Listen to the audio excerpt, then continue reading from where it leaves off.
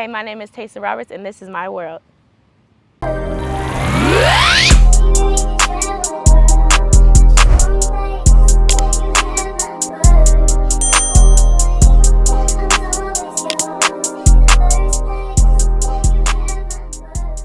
What's good, y'all? It's your boy Marlon's World. Yeah.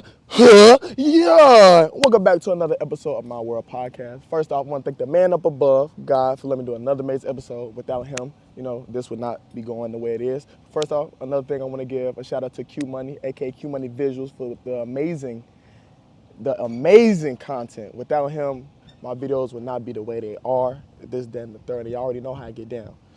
So, I got no other than the one and only, one of the top Chicago track and field future legends coming on my episode today. Her name is Tesaaaaa. She goes to the University of Iowa. She runs track and field. And you already know how I get down. I'm going to always ask her, why she started track, how she doing it the way she doing it, etc. So first question I got to ask, man. First off, thank you for coming on the episode. I appreciate you taking the time out your day, to come on here. Because this her day off. She didn't want to do nothing. She usually say on her days off, she doing the numbers in the house. Pretty much. That's how my day off go. But she decided to come on, and so I appreciate that. You already know how I am. I'm very appreciative of everything. So the first question I got to ask is, what got you into running track and field? Well, before I get into that, I appreciate you, reaching out to me and of course having me do this podcast. But, I always liked it. I remember like when I was younger, I would just race people and I was like, oh yeah, I'm fast. I want to run. But my parents didn't want me to do it because they thought I wasn't going to finish it because I would start stuff and I would just quit.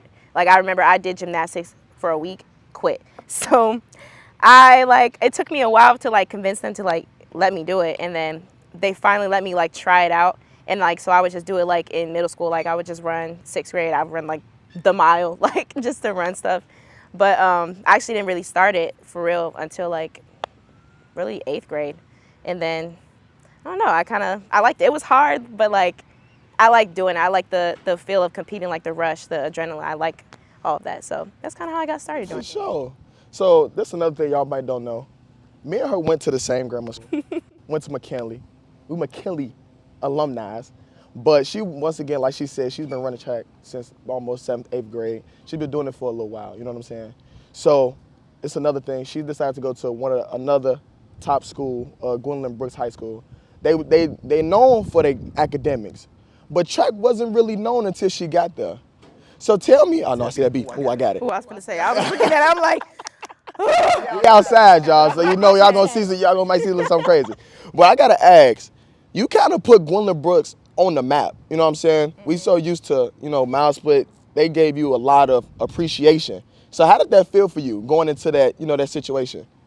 I'm gonna be, I'm gonna keep it honest with you. I did not want to go to Brooks at all. I wanted to actually come to HF because I knew people that were here, and I'm like, oh, this is a sports school, but my parents always stressed academics is very important. Get your education, and so I went there and I had met somebody, Imani Carruthers, and she was really good. She didn't do the same events I did. She was a hurdler and a long jumper, but she kind of encouraged me to go forward with it because I never actually saw myself going to the level that I am now. I just always thought track was for fun, but I never actually thought that I had potential to go further.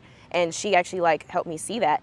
And it was really just us two, and we were just running and running. We would train together. I didn't even realize she was going to college. I'm like, you're going to college for track? It was something that was so foreign to me. So when we would train together, we kind of set the tone, I guess, for everybody else. And then everybody else was joining. I remember my freshman year, we had such a big team, because everybody was just coming out to track and they were seeing the progress that we were making. And it was kind of I guess inspiring and motivating for other people. So I'll say that's kind of how we set the tone for that. For sure. So once again, you went to Gwendolyn Brooks, you did your thing. Now, we're the class of 2020. And as y'all know, 2020 is the year COVID happened. How did that affect you? I want you to talk about that. Oh my God. I would say my situation was a little bit different. I still wanted to go to college, obviously, for it.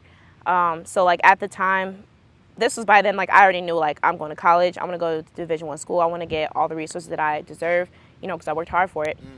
And I remember this, like starting off senior year, like that was the strongest I had ever felt going into the season. And I was like, I know that this is going to be like a breakout season for me. And like, I'm going to get the scholarship I deserve, all that. Like, I'm ready for it. And then COVID hit, and it was hard. Like, and I would say it was hard for me mentally. Like, whereas I had my dad, so like he would, help me stay in shape. Like, he actually was my coach, like, through high school. So I really didn't have a lot of coaches that like were pushing me, that believed in me, that stayed. And my dad was the guy that really helped me. So the physical aspect, I was in shape going into college. Like, honestly, my college coach now, he didn't even think that I was going to be in shape when I like got to school from COVID, but like I was in really good shape. But it was the mental part for me, because like it just messed up my scholarship, because they had to split it. Like all the scholarships, the priority was the seniors. Right. And so the incoming freshmen, if you weren't signed at the time, it was just kind of lower. So I had to wait until the next year. So that financially, that was hard. And mentally, I was just like upset about it, because it was a little disappointing. But also too, like Iowa wasn't actually my like dream school, but it was also a school that I never thought would be the way it was. Like I love it now. So like at first in my mind, I was like, this isn't my top school. Like I don't know if I want to go here, but like I ended up loving it. So like it ended up working out for the best, but like still like that was a little like, it was emotional, because I was just so like disappointed, because I knew that this was going to be my year, and then it got shut down, and then like life just changed, and it was hard to adjust to. Yeah. And I'm sure it was hard for everybody to adjust to, but for me, it was, I know it was hard. So going into Iowa, your freshman season, I'm going to talk about a little bit of that. Indoor, you was able to place 6 in the 400 at the Big Ten Championships, running 54.78. That was a season. Then you end up running the season best, in the prelims. You anchored the team's 1,600 meters, going into second place finish at the Big Ten Championships. And then going into outdoor, you was able to run on the 400-meter relay. Y'all was able to run 45.92, and then ran the season best once again at the big Husky invite, running 55.28. So talk to me about your freshman year. How was that for you? Once again, because that's a transition from high school to college. That's a whole nother level. Yeah. You know what I'm saying? So tell me how that was for you. So before college, I had actually never ran a full year. So like it was actually, you were dealing with injuries. Yeah, I was dealing with a lot of injuries. So I actually never ran a full year. So that my freshman year was the very first time that I had ran a full year. So it took my body a minute to adjust to, because I was tired. And so like my outdoor season was not as good as I wanted to be, because like I just was not used to running a full year of track. Right. And just lifting too. I had never lifted in high school. So lifting in college, I'm like, what is a deadlift? I'm like, what is this? And the lifting coach just look at me like, what do you mean you don't know? Yeah, so like it was I actually adjusted well, but it wasn't easy. But like the training was something I literally, that I would say the training was more so a mental challenge to adjust to than a physical challenge. Like I was able to do what I had to do, but like I remember this one workout, like we had to do like a fast 400, fast 300, fast 200, something like that in practice. And like he was saying, like go through the 400 at 58, which I mean, that's nothing. But like in practice, it's like 58. It's a different like why can't I go through that like 107? Like so, I was like, yeah. So I would like struggle, because I had never like had to go like faster in practice, like for longer distances. So like stuff like that, it was just hard to adjust to. But like other than that, I would say like going into like the season, the numbers were improving like a lot. So I did adjust pretty well. But like when I was hitting the numbers, like it surprised me at first, but then like as I got older, I'm like, well, honestly, that was always something that I knew I could do. Mm-hmm. But like in the moment, I just didn't know I could do it. And so I would say indoor was a little bit easier for me to adjust to than outdoor, just because like I said, I was tired. So, yeah. But oh my God, and then they had me doing 4x1, which you said, which I did not like, by the way. That was horrible. I don't like the 4x1. I don't know what it is. I just don't like running a 100. I don't care what it is. So you like anything 200 up, kinda, or is it just strictly 400? No, the thing is, like, I like the 2 and the 4. I'm starting to like the 2 now, because the 200 I couldn't figure it out. So like I would run like 54 like in the 400, and I would run like 26. I'm like, what? That's And I crazy. wouldn't even be tired. Like I'm like, okay, nah, I didn't run that right. So like it was just hard. It was hard for me to like figure it out because I would run it like I was running a 400. 400. Yeah. Mhm. So my body, like I didn't know how to do that. So I was figuring it out. But like I'm starting to like it now. Okay. But I don't like the 1. I like the 4. You know, I like the 2, and that's it. I won't do the 8. Nah, yeah, the 8. Did they have you do that a couple times? In high school. In high school, yeah. I thought I was going into college running the 800, and he was like, nah, I want you to do 2.4. that I'm was a like, blessing. what? I was so thrown off because I'm like, yeah, but I thought I signed the contract for 400, 800. He was like, no. I'll Like, switch that up for you. okay. I'll switch that up for That's you. fine. So, you know what I'm saying? You was progressing. I want to tell you guys her all-time results now. You know what I'm saying? She just recently was able to run under 53. If you guys don't know, in college, that's really a good time to run in the 400, 52 or lower.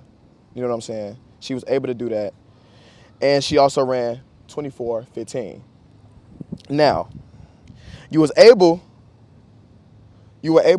to make it to the preliminaries this year. How did that feel? Because once again, people don't know, in D1 when it comes to track, it's a lot of athletes, bro. So even just able to make it go to the prelims of anything is really a blessing in my opinion. You know, I feel like that's an amazing accomplishment because once again, it's just some athletes that just have it. There's some athletes that have to work for it. And then there's just, once again, it's just something that's just naturally gifted. They don't have to do much work. You know what I'm saying? So how did you feel? You know, I was excited, but I was quiet about it actually. Like people didn't really hear me talking about it because 1, it was something that I did before, so I'm like, this is already just another stepping stone to the next point. Right. But I was just like trying to just remain calm because I'm like, you know, I'm just praying for, you know, a good healthy race.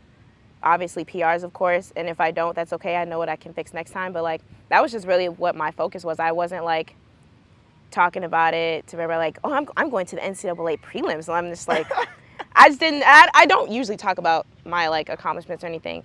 But I mean, like, I would say more than anything, I was probably like nervous because, and nobody knows this too, because like this year was like probably the best but worst year because while I did like drop over a second this year, I barely got to compete because of like injuries. And it was confusing because I'm like, last year I ran the entire year. I was healthy the whole time. Right. Like freshman year, healthy the whole time. And then like junior year, like I'm just having all these little stupid setbacks. And it was like making me mad and just like frustration, like just the disappointment, all that. And so like my training was just very up and down that year. Like I would train. So I trained a lot through the fall, but during the season, it would be very up and down. Like I would just be like, I would take a few weeks off. And then when I would get back into training, they'd be like, okay, we're trying to get you into competition shape for Big Tens. But like the way that worked, like my body was only able to like run super fast, like for like 1 race a day. But like with the way that you train, like you got to train your body to run multiple races a day. Yeah. And so like my body, like I wouldn't be like super ready when it would be like 4x4 time, but like open 4, I'm like, oh, I'm ready. But it was just like very up and down. So like when I made it to the prelims, at the time, the way that I had trained, I had ran at Florida relays, and then I did not run until Big Tens. And so that, like, I guess Big Tens. That's what, 2-3 months? Yeah. Yeah, that's a big. And like I was still able to PR, so like I was really proud of myself for that. But then I was like thinking like, you know, we all have, I guess throughout the season, like, you know, we have like our down weeks. Yeah. And so like, unfortunately for my timing, the week of the prelims was my down week. And so my body wasn't able to perform my best at that time, which I needed it to be the best at that time, but it wasn't. And so like that was really frustrating for me. But yeah. You was able to overcome that and get them PRs. Yeah. So it's a blessing that you got out of it at the end of the day. And it sucks too, because I was just like thinking, you know, I'm like, imagine if if I had the whole season, like, oh my God, running 51, like, Man. and I know I can do it now. Like in this year, like I've seen my potential in my mind. Like mentally, I'm like, oh, like I know I can run You're capable 51. of it. Yeah, like I mean, my goals in this year have changed. Like I want to go 51. I want to split 50. Like I want to do all that. So yeah. Hey, speaking into existence, girl. Yeah. Y'all hear that? She's speaking that into existence. So, question I gotta ask that I asked Caleb McCall in the last one. Give me your best favorite workout and then your worst workout that you did highly dislike. Oh, well, that's easy. The worst workout is any combination. So let's say I do a 500, 400, 300, or a 554, or a 443, like any of those. I don't like any fast, like 500, 400. No. Get that away. Keep that over there. But my favorite workout, I'd say, is honestly, I would say it's either between like 3+2s or some like, ooh, that's hard actually. I'll say 3+2s or like 3 fast 150s.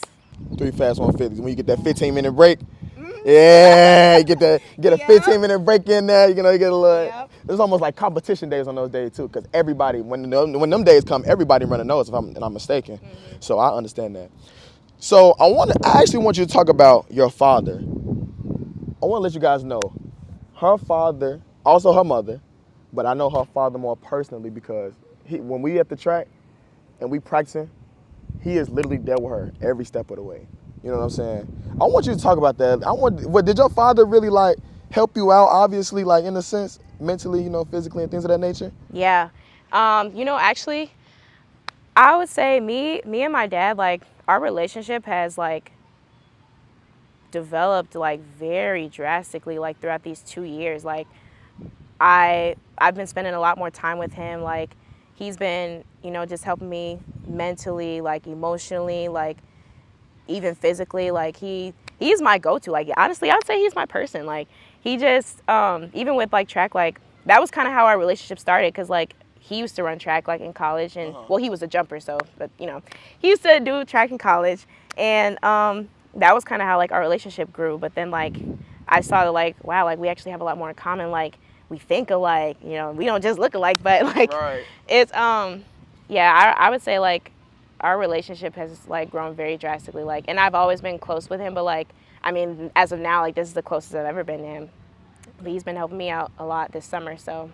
Shout out to Richard Roberts, man. I know you're gonna watch this. Blessings to you. Very grateful for him. And to end it off, I want you to give some advice. What is some advice you can give high schoolers and other college athletes going into this year? I would say my advice is train hard, do what you love, but do not lose yourself. Do not lose yourself, because I see so many athletes, and it's not just track, like football, basketball, volleyball, whatever sport you play, like they lose themselves in the sport because they're just training so hard, and it's just like a cycle every day. But you forget who you are outside of that. Like this is a sport that you do. This is not who you are. Like you have to still just go out, do the things that you love to do. Like if you want to paint, go paint. You want to cook, go cook. You want to sing, dance, whatever. Just remember to keep doing your hobbies, because if you don't, you're gonna just lose yourself, and that's not a fun battle to go through. It's not. And a lot of athletes go through it, but like it's just how you get out of that process. Like, but just still like remember who you are. Like, don't lose yourself in the sport. For sure. Once again, Tesa Roberts, University of Iowa track and field athlete. Appreciate you coming on here, man. Once again, this our world. Y'all just living in it. Peace and love.